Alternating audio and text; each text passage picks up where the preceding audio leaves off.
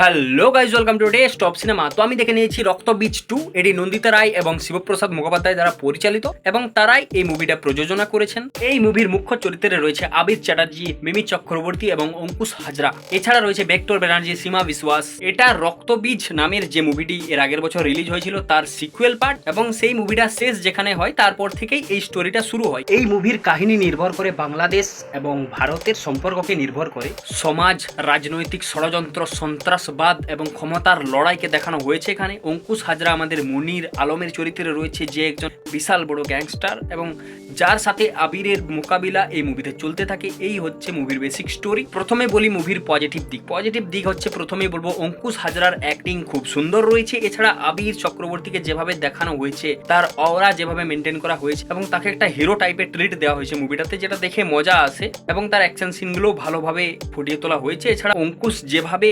সন্ত্রাসবাদীতে পরিণত হয় সেটা দেখতে তোমাদের ভালো লাগবে, কারণ সেই পোর্শনটাকে অঙ্কুশ তার অ্যাক্টিং দ্বারা ভালোভাবে জাস্টিস দিয়েছে। এই মুভির আর একটা ভালো দিক হচ্ছে, এই মুভিতে যে পয়েন্টগুলোকে ডিসকাস করা হয় সেগুলো খুব রিলেভেন্ট এবং সেগুলো জানা আমাদের পক্ষে দরকারি। তো এই ক্ষেত্রে মুভিটা একটু পুল অফ করে। এছাড়া মুভিতে ডিটেলিং এর উপর ভালোভাবে ধ্যান দেওয়া হয়েছে, যেটা দেখলেই বোঝা যায়। এবং আমি জানি তোমরা যে জন্য মুভিটা দেখতে যাবে, ভাই মিমি চক্রবর্তী বিচের গানটা পুরো বড় স্ক্রিনে দেখে তো মজা লাগে, কিন্তু গানটা ভুল জায়গায় আছে, যেটা কোনো প্রয়োজন নেই। কিন্তু আমার তো প্রয়োজন ছিল, তাই দেখে সেটা তো মন ভরে গেছে। ওই টপিকটা বাদ দাও। মিমি চক্রবর্তীর অ্যাক্টিং বললে খুব একটা ভালো হয়নি। সে হাসাতে চেষ্টা করেছে কিন্তু পারেনি। এছাড়া এই মুভিটার যে স্কেল সেটাও একটু বাড়ানো হয়েছে, প্রথম পার্টের থেকে এটা একটু বেশি বাড়ানো হয়েছে।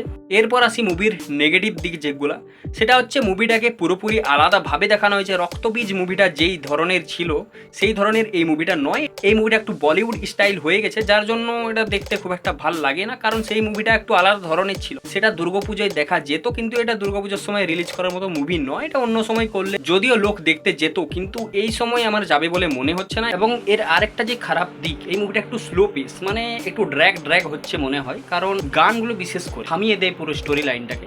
এছাড়া মুভির যে স্টোরি টেলিং সেটা খুব ভালোভাবে ফুটে আসেনি। গানগুলো তো ভুলভাল জায়গায় ঢুকে গেছে, স্পেশালি কৌশানির যে সিন সেগুলো তো কোনো মানেই হয় না। তো বুঝতে পারছি না ডিরেক্টর কিভাবে এটাকে বানিয়েছে, খুব একটা ভালো হয়নি। আমার রক্তবীজ সেরা লেগেছিল, কিন্তু এটা অতটাও ভালো হয়নি আমার তরফ থেকে।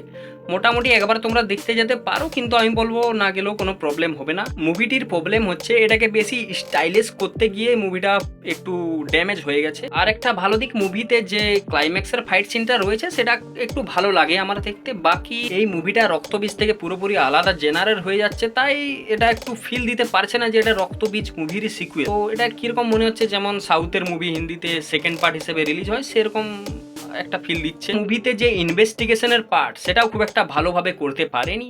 ইন্ডিয়াতে তো হয়নি, এরপরে যখন বাংলাদেশে যায় সেখানেও কিছু হয়নি, তো ইনভেস্টিগেশনটাও খুব একটা ভালোভাবে করতে পারেনি। আমার এই মুভিটা মোটামুটি ডিসেন্ট লেগেছে। তোমাদের কেমন লাগবে সেটা আমি জানি না, তো তোমরা যাও এটা দেখতে মন গেলে দেখে আসো এবং আমাকে জানাও মুভিটা কেমন লেগেছে। So thanks for watching, tata, bye bye, like, comment, subscribe.